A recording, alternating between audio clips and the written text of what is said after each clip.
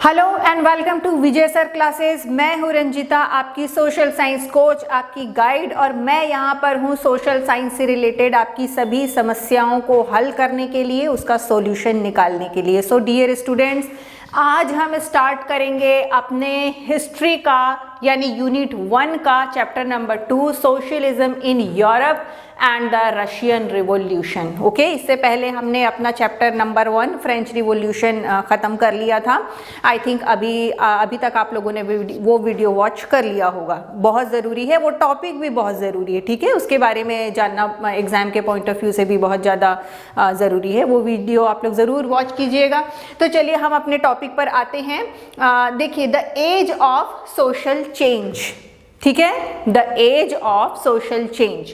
सबसे पहले तो हम देखेंगे कि Europe after the French revolution. जैसा कि मैंने पहले कहा कि फ्रेंच रिवॉल्यूशन के बाद फ्रेंच रिवॉल्यूशन में जो कुछ भी घटनाएं हुई थी वो क्यों हुई थी, फ्रेंच रिवॉल्यूशन हुआ ही क्यों था, इसके बारे में हम काफ़ी कुछ जान चुके हैं। अगर हम सोशल स्ट्रक्चर की बात करें फ्रांस की, किस तरह से वहाँ पर ऊंच नीच था, क्या वहाँ पर एलीट क्लास था, किस तरह से लोग प्रिविलेज्ड थे और प्रिविलेज्ड होने के बाद भी टैक्स नहीं देते थे, और किस तरह से जो नीचे तबके के लोग टैक्स देने के लिए मजबूर किए जाते थे, ये सारी चीज़ें हमने उस समय देखी।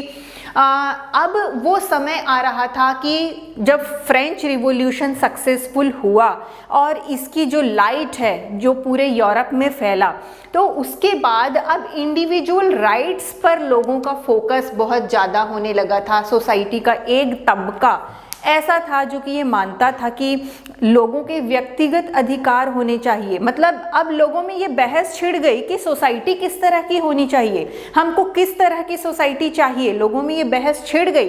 तब लोगों ने ये बात सामने आई कि क्या होना चाहिए, इंडिविजुअल राइट्स होना चाहिए, व्यक्तिगत अधिकार लोगों को मिलना चाहिए। और इस बात पर भी बहस छिड़ गई कि ये जो सोशल पावर है वो किन लोगों के हाथों में होना चाहिए। जैसा कि फ्रेंच रिवॉल्यूशन के समय में हमने क्या देखा था कि सोशल पावर किन के हाथों में था, जो बड़े बड़े लोग थे, जो पैसे वाले, जो प्रिविलेज्ड लोग थे, उनके हाथों में पूरा सोशल पावर था, ठीक है। लेकिन इस फ्रेंच रिवॉल्यूशन के सक्सेस होने के बाद में अब सोशल पावर किन लोगों के हाथों में हो, इस पर भी अच्छी खासी बहस छिड़ गई, चर्चा छिड़ गई, ठीक है। अच्छा, केवल यूरोप में ही इस पूरे जो विचार है उसका प्रभाव हुआ, ऐसा नहीं है। इसका जो इम्पैक्ट है वो इंडिया पर भी पड़ा।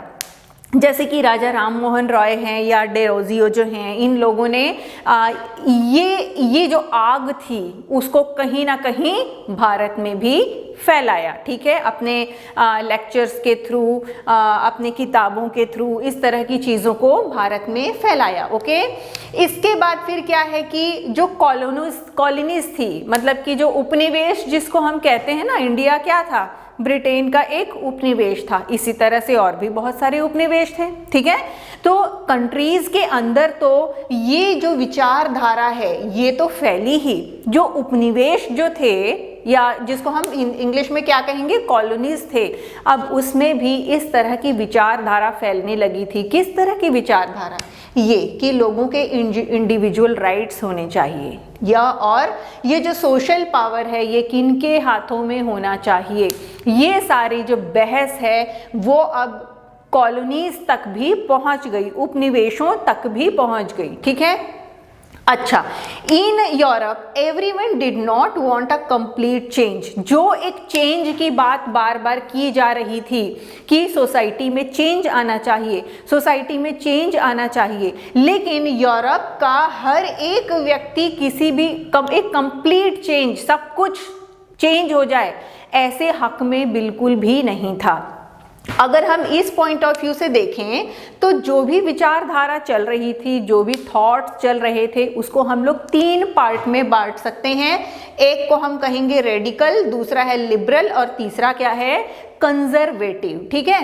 तो सबसे पहले हम ये रेडिकल के बारे में भी देख सकते हैं। चलिए सबसे पहले हम लिबरल के बारे में देख लें, ये जानना बहुत ज़रूरी है ना, क्योंकि इसी के आगे, इसी के बेसिस पे क्या होगा, जो सोशल रिवॉल्यूशन हुआ उसके बारे में डिस्कस किया जाएगा। ओके, चलिए सबसे पहले हम लोग ये जान लेते हैं कि जो 3 तरह के लोग सोसाइटी में थे, जो किसी ना किसी तरह का चेंज चाहते थे, नहीं चाहते थे, मतलब जो भी विचारधारा सोसाइटी में चल रही थी उस विचारधारा को 3 पार्ट में डिवाइड कर सकते हैं। एक था लिबरल, दूसरा रेडिकल और तीसरा कंजर्वेटिव। तो सबसे पहले तो हम देखेंगे कि ये जो लिबरल्स जिसको हम कह रहे हैं, ये लोग एक्चुअली क्या सोचते थे, ये लोग क्या चाहते थे, इसके अंदर में किस तरह के लोग थे। ये जो लिबरल्स थे, ये एक, देखिए मैं पढ़ के ही बता देती हूँ, ठीक है। Nation which tolerated all religion, ये जो लिबरल्स थे, ये लोग एक ऐसे राष्ट्र का निर्माण करना चाहते थे जिसमें हर तरह के रिलीजन को क्या है, टॉलरेट किया जाए, जिसमें हर तरह का जो रिलीजन है वो क्या है, फल फूल सके। क्योंकि उस समय क्या होता था, जैसे कि ब्रिटेन में चर्च ऑफ इंग्लैंड उसको माना जाता था, फ्रांस में क्या है, कैथोलिक को माना जाता था। तो इसी तरह के जो अलग अलग टाइप के जो धर्म होते थे, ये अलग अलग कंट्री में, किसी भी देश में एक खास धर्म को बहुत ज़्यादा तवज्जो दिया जाता था, बहुत ज़्यादा फोकस दिया जाता था, ठीक है। तो ये जो लिबरल्स थे वो लोग ये चाहते थे कि जितने भी तरह का धर्म हो, हर तरह के धर्म को टॉलरेट किया जाए, हम एक ऐसा नेशन चाहते हैं, okay. Second one is oppose the uncontrolled power of dynastic rules। तो उस समय क्या होते थे, डायनेस्टिक रूल्स ही होते थे कि एक किंग, उसके बाद उसका बेटा, उसके बाद उसका बेटा, ये पूरा एक डायनेस्टी चलती रहती थी। और इन लोगों का जो पावर होता था वो क्या होता था, अनकंट्रोल्ड होता था। ऐसा माना जाता था कि ये कुछ भी कर सकते हैं, जिसको हम हिंदी में कहते हैं ना दैवीय शक्ति। मतलब अगर ये किंग बन गए तो ऐसा माना जाता था कि ये गॉड हो गए, ठीक है, और उनके पास में अनकंट्रोल्ड पावर आ गया। तो ये जो लिबरल्स थे ये इस बात का विरोध करते थे, ये अपोज करते थे कि इनके पास में अनकंट्रोल्ड पावर नहीं होना चाहिए, हमको नहीं चाहिए इनका uncontrolled power. Third one is independent and well trend judiciary, ठीक है। तो ये लोग एक ऐसी जुडिशरी चाहते थे जो कि, ये देखिए इंडिपेंडेंट क्यों बोल रहा है, ये इंडिपेंडेंट क्यों बोल रहा है, जुडिशरी कोई इंडिपेंडेंट क्यों ये लोग चाहते थे, इसलिए चाहते थे क्योंकि किसी भी ऑफिसर या बड़े अधिकारी का इन पर, जुडिशरी पर नियंत्रण ना हो और ये फ्री होके काम कर सकें, ठीक है। क्योंकि अगर नियंत्रण होगा तो ये फ्री होके काम कर नहीं सकेंगे और कोई मतलब नहीं रह जाएगा उस जुडिशरी का, ठीक है। और इनको बाकायदा वेल ट्रेंड भी होना चाहिए। न्याय एक बहुत बड़ी चीज होती है, ठीक है, और इसीलिए ये डिमांड करते थे, कौन, लिबरल्स ये डिमांड करते थे कि उनको क्या चाहिए, उनको एक independent and well trained judiciary चाहिए। Next one is they were not democrats. इनके विचारों को जानने से ऐसा लगता है कि ये लोग डेमोक्रेटिक थे, लोकतंत्र चाहते थे। जिस तरह से ये लोग ये रिलीजन की बात कर रहे थे, जुडिशरी की बात कर रहे थे, तो इससे ऐसा इंडिकेशन मिल सकता है कि ये लोग कहीं ना कहीं लोकतांत्रिक लोग थे या ये लोग डेमोक्रेटिक लोग थे। ऐसा बिल्कुल भी नहीं था। डेमोक्रेसी के नाम पे अगर ये लोग वोट की बात करें तो ये लोग केवल उन्हीं लोगों को वोट देने का अधिकार मानते थे मीन्स ये लोग ये चाहते थे कि केवल उन्हीं लोगों को वोटिंग राइट्स हो जिनके पास में प्रॉपर्टी हो, जिनके पास में पैसा हो। मतलब वही ऊंच नीच वाली बात तो हो ही गई। अलावा इसके ये लोग वुमेन को भी वोट देने के फेवर में, वोटिंग राइट देने के फेवर में नहीं थे, ठीक है ना। ये चीज़ मतलब कि जान लेनी बहुत ज़्यादा ज़रूरी है। तो हमने अभी किसको कंप्लीट किया, हमने ये जो लिबरल्स हैं इनकी विचारधारा क्या थी ये हमने जानी। चलिए अब हम आते हैं किसमें, रेडिकल्स में। ये जो रेडिकल्स है ये लोग क्या सोचते थे। रेडिकल्स वो लोग होते थे, government was based on the majority of countries population. ये जो रेडिकल्स लोग जो थे वो लोग ये सोचते थे कि उन लोगों का विचार ये था कि गवर्नमेंट कैसा चलाया जाना चाहिए, जो मेजोरिटी में जिन लोग रहते हैं ना, अगर मेजोरिटी में जिस टाइप के लोग रहते हैं उन्हीं के थ्रू क्या है, गवर्नमेंट चलाया जाना चाहिए, ओके।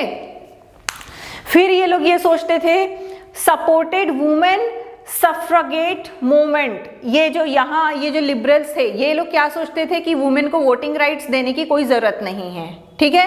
लेकिन जो रेडिकल्स हैं इन लोगों ने क्या किया, जो वुमेन हैं इनको वोटिंग राइट्स है उसको सपोर्ट किया कि वो उनको दिया जाना चाहिए, ठीक है।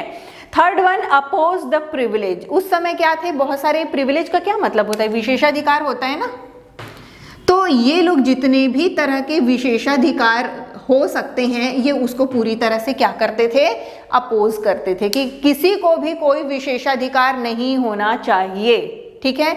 जैसे होता है ना, कोई बहुत अधिक प्रॉपर्टी अपने पास में रख लेता है, किसी को जन्म से ही कुछ प्रिविलेज मिल जाता है, तो ये क्या है, उसको पूरी तरह से अपोज करते थे।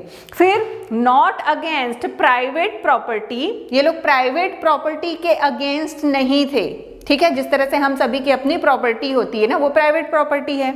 रेडिकल्स लोग वो थे जो कि प्राइवेट प्रॉपर्टी के अगेंस्ट नहीं थे, but disliked concentration of property in few hands. इनका मानना था कि प्राइवेट प्रॉपर्टी होना चाहिए लेकिन ये कुछ ही हाथों में कॉन्सेंट्रेट नहीं होना चाहिए, ठीक है। इसके बाद हम आते हैं कंजर्वेटिव्स पर, ठीक। कंजर्वेटिव्स कौन होते थे, कंजर्वेटिव्स को हिंदी में कहते हैं, दिमाग से निकल गया मेरे, ठीक है, ठीक है। कंजर्वेटिव्स जो होते हैं तो ये लोग कौन लोग होते थे, oppose to radicals and liberals. ये कंजर्वेटिव्स वो लोग होते हैं जिनको ना तो इनकी बातें पसंद थी ना इनकी बातें पसंद थी, ठीक है। ये वो लोग थे रूढ़िवादी, ये कंजर्वेटिव्स मतलब रूढ़िवादी, याद आया मुझे, ठीक है, रूढ़िवादी। तो ये नाम से ही जैसे कि पता चल रहा है, इस नाम से तो ये जो वर्ड है इससे हम सभी बहुत अच्छी तरह से इसको जानते हैं। ये लोग वो थे जो किसी तरह का चेंज नहीं चाहते थे, ठीक है। उनका ये मानना था कि जो जैसा चल रहा है वैसा ही होना चाहिए, हमारा पास्ट बहुत अच्छा है वैसा ही होना चाहिए, उसमें किसी तरह के चेंज की ज़रूरत नहीं है। लगभग 18वीं सेंचुरी तक उनकी जो विचारधारा ऐसी ही बनी रही, लेकिन 19वीं सेंचुरी के आने तक उन्होंने धीरे धीरे ये एक्सेप्ट करना शुरू किया कि हाँ कुछ चेंज जो है वो तो बहुत ज़रूरी हैं, आने चाहिए, बट बिलीव, लेकिन इसके साथ ही वो ये विश्वास करते थे that the past had to be respected. लेकिन उनका ये मानना था कि चेंज आना चाहिए लेकिन जो पास्ट जो है उसका भी सम्मान किया जाना चाहिए, उसका रिस्पेक्ट किया जाना चाहिए, और ये चेंज काफ़ी स्लोली, धीरे धीरे भी आने चाहिए, अचानक कुछ भी चेंज करने की ज़रूरत नहीं है, ठीक है। तो ये तीन तरह के जो विचारधारा उस समय हम फ्रेंच रिवॉल्यूशन के बाद जो है वो हमको देखने को मिलता है। यहाँ पर मैं आपको एक बार और बता दूं कि ये जो रेडिकल्स जो थे ये कौन लोग थे, समरी में हम कह सकते हैं कि रेडिकल्स वो लोग थे जो कि बहुत जल्दी चेंज चाहते थे, जिनका ये मानना था कि स्पीड में भी चेंज होना चाहिए और काफ़ी एक रहते ना, एक पलट जाना, सोशल स्टेटस का पलट जाना, ये उस तरह का चेंज भी चाहते थे। कौन, रेडिकल्स। लिबरल्स वो थे जिनका ये मानना था कि हाँ चेंज होना तो चाहिए लेकिन बहुत जल्दबाजी की कोई ज़रूरत नहीं है, धीमे धीमे चेंज होना चाहिए, ठीक है। और कंजर्वेटिव्स वो लोग थे जिनका ये मानना था कि किसी भी तरह के चेंज की ज़रूरत नहीं है, जो जैसा चल रहा है वो बहुत अच्छा है। हाँ, ये बाद में ज़रूर हुआ कि बाद में इन लोगों ने माना कि चेंज होना चाहिए लेकिन पास्ट को रिस्पेक्ट किया जाना चाहिए और ये चेंज बहुत ही तेजी से किए जाने की ज़रूरत नहीं है, स्लोली स्लोली अपने आप होने देना चाहिए, ओके। आगे के डेवलपमेंट को अगर हम देखें तो हमारा नेक्स्ट टॉपिक होगा इसी के अंदर में industrial society and social change, ठीक है। देखिए, जो पॉलिटिकल लेवल पर जिस तरह के चेंज हो रहे थे वो तो हमने अभी देखा ही, किस तरह से लोगों की सोसाइटी धीरे धीरे चेंज होती जा रही थी, उनका माइंड सेट चेंज होता जा रहा था, ये सब भी हम लोगों ने देखा। लेकिन एक यहाँ पर वर्ड लिखा हुआ है इंडस्ट्रियल सोसाइटी। इंडस्ट्रियल सोसाइटी के आने से भी क्या हुआ, कुछ ना कुछ सोशल चेंज को बढ़ावा मिला। ये इंडस्ट्रियल सोसाइटी एक्चुअली क्या थी, हम सभी ये बहुत अच्छी तरह से जानते हैं कि इंडस्ट्रियलाइजेशन सबसे पहले कहाँ हुआ, सबसे पहले इंग्लैंड में हुआ। और इंडस्ट्रियलाइजेशन का क्या मतलब होता है, देखिए क्या हुआ था इंग्लैंड में या पूरे वर्ल्ड में, मशीनें तो थी नहीं, और मैक्सिमम काम किससे किए जाते थे? मैनुअली, हाथ से ही किए जाते थे। प्रोडक्शन का जो भी काम होता था वो हाथ से किया जाता था। धीरे धीरे इंग्लैंड में ये हुआ कि मशीनें बनी और फिर फैक्ट्री लगी, और फिर ऐसा हुआ कि जो काम हाथ से किया पहले किया जाता था वो अब with the help of machines किया जाने लगा। बड़ी बड़ी फैक्ट्रीज जो है वो डेवलप हो गई, है ना। और सीधी सी बात है कि जब इन मशीनों से काम किया जाने लगा, बड़े पैमाने पर चीज़ें बनने लगी, डेफिनेटली क्या है, वो काफ़ी सस्ती हुआ करती थी। तो ऐसी सस्ती चीज़ें जब बन के आने लगी तो जो मैनुअली काम किए जाते थे उनसे जो प्रोडक्ट बनता था वो ऑब्वियसली वो महंगी होंगी। ऐसे समय में क्या हुआ कि ये मैनुअली जो काम है वो लगभग ख़त्म हो गया, और ये जो इंडस्ट्री वाला जो पूरा सेटअप है वो इंग्लैंड में हमको देखने को मिला। ठीक है, तो the time of industrial revolution, अगर हम इसी को कंटिन्यू करें तो ये वो समय था जिसको हम कहते हैं इंडस्ट्रियल रिवॉल्यूशन। लोग जो हैं, बिकॉज गांवों में कुछ रह नहीं गया था उनके काम के लिए, इसीलिए लोग अपने गांवों को छोड़ के कहाँ आ रहे थे? शहरों की तरफ आ रहे थे। और बड़े पैमाने पर यहाँ पर जो इंडस्ट्रियलाइजेशन वो होने लगा। अगर हम इसके इफ़ेक्ट की बात करें, इफ़ेक्ट ऑफ इंडस्ट्रियल रिवॉल्यूशन, क्या इसका प्रभाव पड़ा इस औद्योगिक क्रांति का, इंडस्ट्रियल रिवॉल्यूशन का, तो हम कह सकते हैं इसका प्रभाव अच्छा भी पड़ा, इसका प्रभाव बुरा भी पड़ा। ठीक है, अच्छे प्रभाव के बारे में तो हम सभी जानते हैं कि किस तरह से लोगों को सस्ती चीज़ें अवेलेबल हुई, लोगों को रोज़गार मिला, एंड एवरीथिंग। ये एक गुड इम्पैक्ट ये भी हुआ कि जो लेडीज़ हैं वो क्या है, घर से बाहर निकल के आई, क्योंकि उनको बाहर जो है वो काम करना पड़ा इंडस्ट्रीज में। ओके, अगर हम इसके और देखिए गुड इफेक्ट की बात तो खैर हम यहाँ पर हमने जो किया वो तो किया ही, इसके कुछ बैड इफेक्ट जिसको हम बोलेंगे तो वो क्या है, गांव के गांव खाली हो गए। ठीक है, जो स्त्री पुरुष बच्चे, मैन वुमेन चिल्ड्रन, ये सभी जो है कहाँ इनको आना पड़ा, काम की तलाश में इनको शहरों की तरफ आना पड़ा। जब शहरों की तरफ ये लोग आए तो किस तरह की पूरी सिचुएशन हो सकती है, जो गंदी बस्ती जिसको हम कहते हैं ना, स्लम एरिया, सीधी सी बात है वो तो डेवलप होगा ही। स्लम एरिया डेवलप होगा, क्राइम वगैरह वहाँ पे होंगे, और जिस तरह का एक्सप्लॉइटेशन यहाँ लेबर क्लास का हुआ उसके लिए तो एक अलग ही चैप्टर की ज़रूरत है। लेकिन यहाँ पर इतना बता दें कि बैड इम्पैक्ट में या बैड इफ़ेक्ट में ये कहा जा सकता है कि इनसे जम के काम लिया जाता। ठीक है, ये जो लेबर होते थे फैक्ट्रीज में, क्योंकि ये होता था कि फैक्ट्री के बाहर मजदूरों की लाइन लगी होती थी, जिसके कारण क्या होता था, लेबर बहुत ही सस्ता मिल जाया करता था कैपिटलिस्ट को। ठीक है, तो काम जम के कराया जाता था, लेकिन वेजेस के नाम पे, मजदूरी के नाम पे वो काफ़ी कम होती थी। पूरी तरह से एक्सप्लॉइटेशन वर्ड ही इसके लिए सही होगा। तो ये तो मैन की बात थी। वुमेन जो है इनसे भी जम के काम लिया जाता था, लेकिन मजदूरी जो होती थी वो मैन से भी कम होती थी, और बच्चों की तो बात ही छोड़ दी जाए। ठीक है, उनको तो कई बार ऐसा होता था कि बंधक बना के भी रखा जाता था, इस तरह की भी चीज़ें होती थी। और अगर कोई मजदूर काम करते करते अगर उसकी डेथ हो जाती थी, क्योंकि जो काम के घंटे तो खैर ज़्यादा होते भी थे, जो परिस्थितियां होती थी वो भी कोई बहुत कंफर्टेबल नहीं होती थी, और फैक्ट्री के अंदर ही अगर किसी की मौत हो जाती थी तो आगे के लिए मजदूरों के लिए कुछ भी नहीं था। तो बहुत बुरी परिस्थिति में ये सारी जो मजदूर हैं वो काम कर रहे थे, और यही चीज़ मैंने ये प्रॉब्लम के अंदर में बता दी, ये क्या क्या प्रॉब्लम हुई। ठीक है, कोई इम्पैक्ट पड़ता नहीं था, मजदूरों की मौत हो गई तो किस तरह से उनकी फैमिली पलेगी, क्या होगा, इसका कोई इंतज़ाम, ना कुछ लॉ था, कुछ भी नहीं। ठीक है।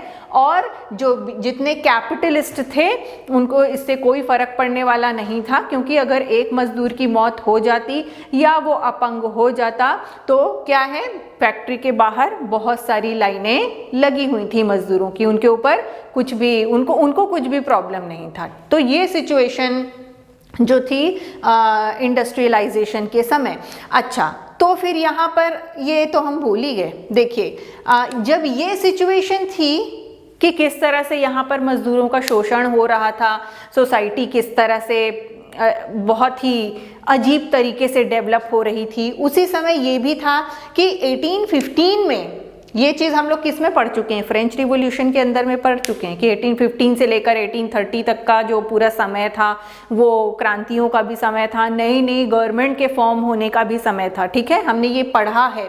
तो 1815 में जो कुछ भी गवर्नमेंट फॉर्म हुआ था इससे लोग सेटिस्फाइड नहीं थे। एक तो यहाँ पर वैसी भी स्थिति ठीक नहीं थी, सोशल इकोनॉमिक कुछ भी ठीक नहीं थी, पॉलिटिकल लेवल पर भी लोग बिल्कुल सेटिस्फाइड नहीं थे।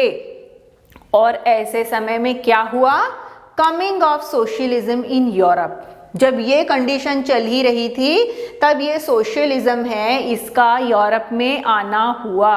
ठीक है, देखिए ये जो सोशलिज्म था, मतलब ये आखिर कोई कितना अत्याचार बर्दाश्त कर सकता है। एक समय आता ही है जब जो है वो एक रहता है ना अब और नहीं, ये वाली जो बात होती है धीरे से वो आने लगी और लोग इस बारे में चर्चा करने लगे, इस शोषण के खिलाफ कुछ ना कुछ सोचने लगे। और तब उनको ये लगा कि तब लोगों को ये लगने लगा कि सारे लोग बराबर क्यों नहीं होते।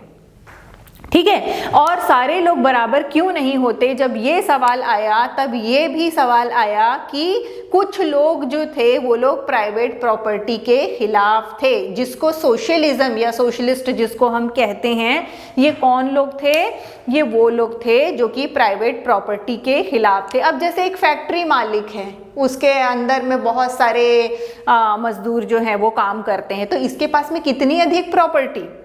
ठीक है, ये क्या है, काफ़ी रिच पर्सन, और ये जो है जिसकी हम बात कर रहे हैं ये काफ़ी पुअर कैटेगरी में आते थे। ठीक है ना, तो ये जो सोशलिस्ट लोग थे ये लोग कौन थे, जो कि प्राइवेट प्रॉपर्टी को पूरी तरह से अपोज करते थे। उनका कहना था कि कोई प्राइवेट प्रॉपर्टी नहीं होनी चाहिए।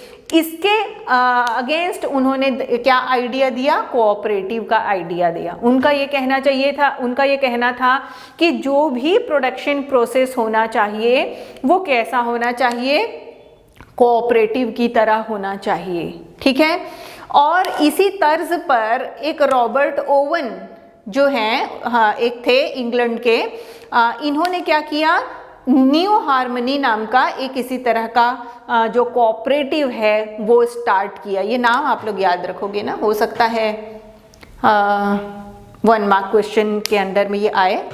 ठीक है, तो ये रॉबर्ट ओवन, ये नाम भी याद रखोगे। इन्होंने एक कोऑपरेटिव जो न्यू हार्मनी के नाम से इन्होंने एक बिल्डअप भी किया। ठीक है, फिर क्या है, some believe that government encourage cooperatives. कुछ लोगों का ये भी मानना था कि इंडिविजुअल लेवल पर कोशिश करके ये कोऑपरेटिव को कब तक संभाला जा सकता है, कैसे उसको रन किया जा सकता है।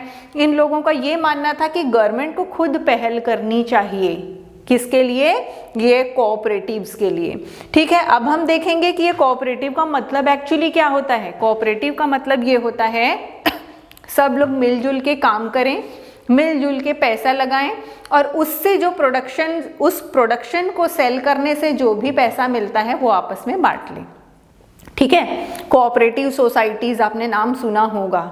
इसका जो कॉन्सेप्ट है ये पूरा वही है। इससे क्या होगा, सारे लोगों में क्या है, इक्वल बंटवारा होगा, कोई ऊंच नहीं, कोई नीच नहीं, कुछ नहीं। ठीक है, तो ये बातें आई थिंक आप लोगों की समझ में आ गई होंगी कि किस तरह से अत्याचार के कारण ये जो सोशलिज्म है इसका यूरोप में आगमन हुआ। ठीक है, अच्छा, जब हम सोशलिज्म की बात करेंगे तो यहाँ पर कार्ल मार्क्स और फ्रेडरिक एंगल्स के चर्चा किए बगैर ये टॉपिक कंप्लीट होगा नहीं।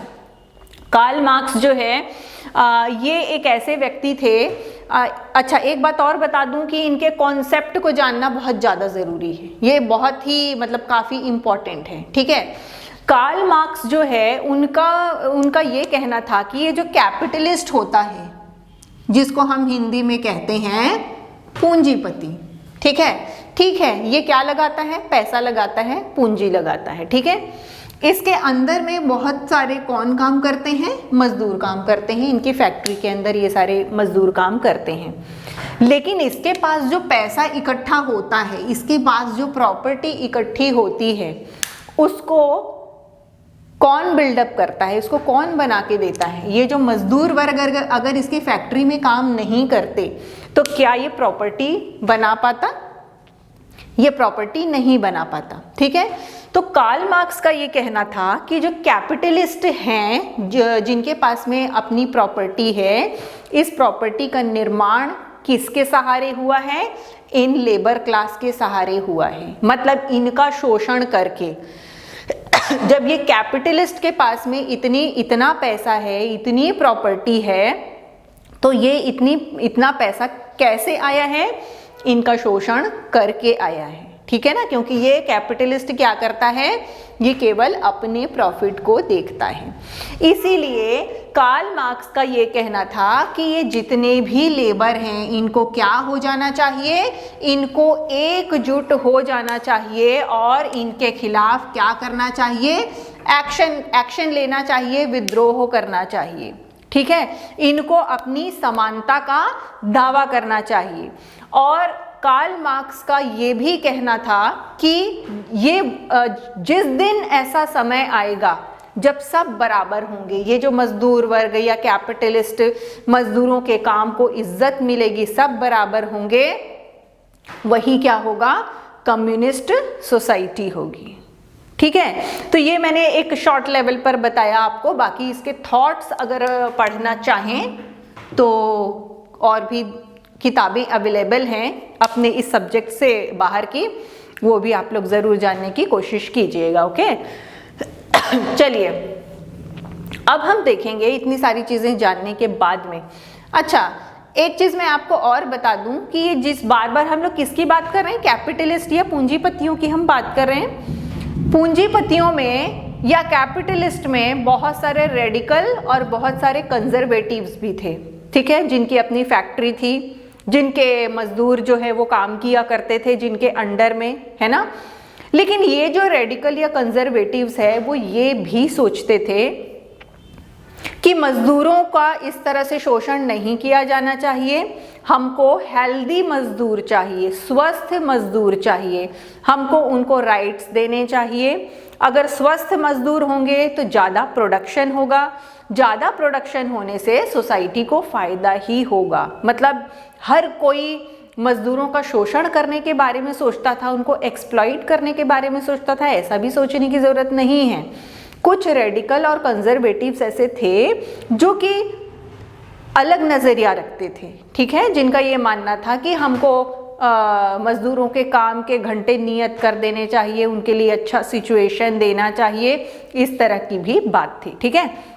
चलिए, अब हम अपने नेक्स्ट टॉपिक पर आए तो सपोर्ट फॉर सोशलिज्म। तो ये सोशलिज्म की जो विचारधारा है ये फैलने लगी पूरे यूरोप में, और यूरोप के बाद और दूसरे कंट्रीज़ में भी ये फैलने लगी, ठीक है। By the 1870 socialist ideas spread through Europe. 1870 तक ये जो सोशलिस्ट विचारधारा है, ठीक है, समाजवादी विचारधारा है कि सब इक्वल होना चाहिए, सब बराबर होना चाहिए, ये कहाँ फैल गया? पूरे यूरोप में फैल गया। Socialist form an international body, namely the second international. और ये जितने भी सोशलिस्ट विचारधारा के लोग थे, आगे चल के ये इतने शक्तिशाली हो गए कि इन लोगों ने एक ऑर्गेनाइजेशन, वो भी इंटरनेशनल ऑर्गेनाइजेशन बना लिया, जिसका नाम था द सेकेंड इंटरनेशनल। ये नाम भी आप लोग याद रखोगे, ठीक है, ज़रूरी है ये। द सेकेंड इंटरनेशनल के नाम से इन लोगों ने क्या कर लिया? एक ऑर्गेनाइजेशन बना लिया। Impact on Germany and England, और इसके साथ ही क्या हुआ, इस तरह का जब ऑर्गेनाइजेशन बना तो जर्मनी और इंग्लैंड में भी जगह जगह इस तरह के जो सोशलिस्ट ऑर्गेनाइजेशन हैं वो बनने लगे और वहाँ पर भी उनका अलग इम्पैक्ट हुआ। By 1905, socialist and trade unionists formed a labor party in Britain. अभी जब इलेक्शन वगैरह होता है, आप लोग न्यूज़ चैनल में पढ़ते होगे, देखते होगे, तो उसमें क्या है, लेबर पार्टी का मेंबर जीता, इस तरह का न्यूज़ आप सुनते होगे। कौन सा लेबर पार्टी? यही वाला लेबर पार्टी। लेबर का क्या मतलब होता है? मजदूर, मजदूरों की पार्टी, ठीक है। और 1905 में तो ऐसा हुआ कि ये जो सोशलिस्ट और ट्रेड यूनियन हैं, इन लोगों ने ब्रिटेन में लेबर पार्टी नाम की एक अलग पार्टी ही बना ली। पॉलिटिकल पार्टी, पॉलिटिकल पार्टी हम लोग किसको बोलते हैं? पार्टी अलग होता है, पॉलिटिकल पार्टी वो होती है जो इलेक्शन लड़ती है, ठीक है। इलेक्शन अगर ना लड़े तो पॉलिटिकल पार्टी किस बात की हुई? तो ये एक अलग पार्टी बना ली लेबर पार्टी के नाम से, ध्यान में रखोगे। And socialist party in France, और फ्रांस में क्या बना लिया गया? सोशलिस्ट पार्टी के नाम से एक अलग पार्टी बना ली गई, ठीक है। धीरे धीरे ये हुआ कि ये लोग इलेक्शन में पार्टिसिपेट भी करने लगे, चुनाव लड़ने लगे, और नॉट गॉट सक्सेस टिल 1914। ऐसा भी हुआ, धीरे धीरे ये लोग इतने भी शक्तिशाली हो गए कि किसी दूसरे पार्टी की सरकार बनवाने का काम करने लगे, मतलब अच्छे खासे जीत कर भी आने लगे इलेक्शन के बाद में, और किसी एक पार्टी को सपोर्ट करके उसकी जो गवर्नमेंट फॉर्म करने में भी हेल्प करने लगे। लेकिन खुद की सरकार बनाने का इनको कभी इनको इतनी सक्सेस नहीं मिली। 1914 तक तो ऐसी स्थिति थी कि कभी भी अपनी गवर्नमेंट, अपने बलबूते की गवर्नमेंट जिसको कहते हैं, वो फॉर्म नहीं कर सकी इस तरह की पार्टियां, ठीक है। तो ठीक है, ये चैप्टर जो है हमारा, कौन सा chapter? Socialism in Europe and Russian revolution का जो चैप्टर नंबर 1 है उसको आज हमने क्लोज किया, और नेक्स्ट क्लास में इसी के अंदर के नेक्स्ट टॉपिक में आपसे फिर मुलाकात होगी। Till then, good bye.